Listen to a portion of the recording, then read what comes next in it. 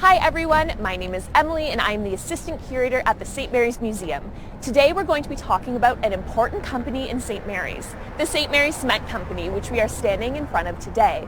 This company has been operating for over a century and makes up a very important part of the economy in St. Mary's.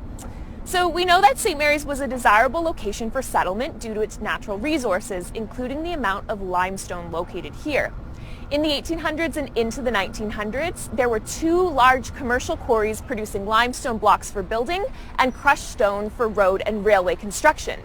We know this industry was huge in St. Mary's and employed many different people in many different professions, including masons, stone cutters, and contractors. So people were needed to help extract the rock and process it and cart it to building sites and load and unload those carts. So this would have been a very dirty and sometimes dangerous job, but it would have helped employ many people in St. Mary's and really influence the local economy. So in the early 1900s, the St. Mary's population wasn't really growing and it was actually beginning to decline slightly. So new industries also weren't coming into town and many young people were leaving for jobs in growing cities like London or Toronto. So this changed with a new company coming into the town limits that would be manufacturing Portland cement. So Portland cement is the most common type of cement in use around the world and is used in things like concrete, mortar, stucco, and grout. Importantly, limestone is a key ingredient in Portland cement. So by the fall of 1912, this cement company was in full production and employed more than 100 people. So the town population actually began to increase from this business coming here. Now, the person most closely associated with the St. Mary's Cement Company is John G. Lind, who was actually the topic of a previous video. The other directors of the company were Toronto-based, but he and his family actually moved to St. Mary's to become part of the community here. So John Grieve Lind was born in 1867 on a farm in nearby Pond Mills. He left Ontario when he was young to kind of seek his fortune and ended up working many different jobs across the continent. In the 1890s, he went to the Yukon Territory to seek gold during the famous Klondike Gold Rush in 1898. And he actually left Yukon a wealthy man, so he was quite successful there. He decided to return to Ontario and go into the cement business. So he put a lot of effort and research into starting his business and wanted to open a cement plant in a location that would work well for the production of Portland cement. So he and his partners chose St. Mary's for a number of reasons, but mostly because of its access to limestone, clay, and water, and the fact that it was on two national railway lines and would have hydroelectric power from Niagara Falls, which was really important at that time. So with the new location chosen, construction on a new plant began in 1911. Now this was a major project and the plant required a lot of space even at that time. Not just for the buildings to produce cement, but for the quarries and clay beds to provide the needed resources.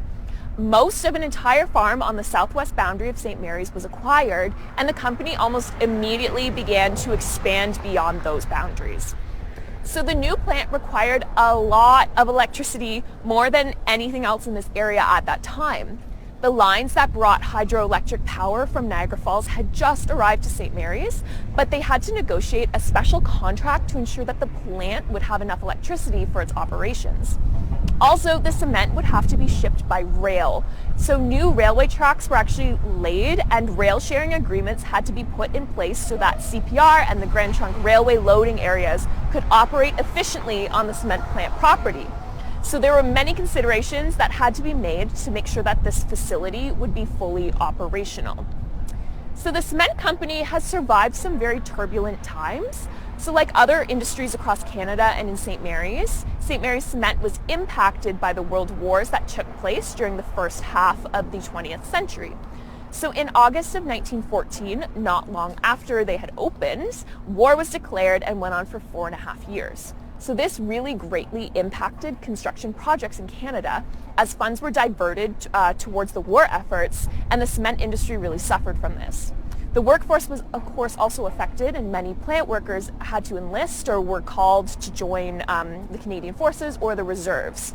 So once the First World War ended, another challenge came in the form of the Great Depression. St. Mary's actually survived the Great Depression relatively well, thanks to good municipal policies and procedures. Town council actually established a relief committee so that residents who needed assistance could get it, and make-work projects partially subsidized by the province were put into place, including building flood walls and other infrastructure projects. So John G. Lind was really considerate of his workers that he employed, making sure as many of them as possible had at least part-time work. He also funded some projects that were kind of like these make-work projects and included the creation of Lind Park on the northeast corner of Church and Jones Streets, which opened in 1934. So World War II was then declared in September of 1939, which impacted the cement plant yet again. So John G. Lind's son, John S.H. Lind, volunteered and became second in command of the Perth Regiment. He was clearly the person who would take over this business, but that actually had to be put on hold. And John G. Lind, who was 72 years old in 1939, had to put his retirement plans on hold because of this. Unfortunately, in 1943, John G. Lind suffered a stroke, so a temporary manager had to be put in place. But when the war ended, John S. Lind was back at the cement plant and ready to lead it. So the years following World War II were a boom time for Canada. The population began to grow and urban areas expanded with new homes and commercial centers being built. And this meant more opportunities for construction projects, but also more competition. So St. Mary's Cement was under the direction of John S. Lind and Guy Rogers, who knew that the plant really had to expand and invest in cutting-edge machinery to stay competitive and relevant.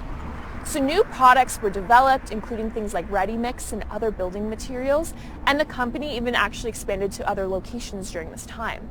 But in 1977, with a focus on modernization, they built a $40 million plant in the quarry next to the original buildings.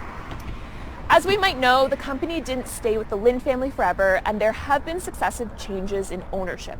So today, there are actually still employees at the cement company who are legacies and have had many of their parents, grandparents, and great-grandparents working there before them. So we know there have been major changes to the cement industry and changes in St. Mary's too and around the world. But this company has remained an important part of St. Mary's and the surrounding economy even today. So thanks so much for watching this video, and we'll see you next week.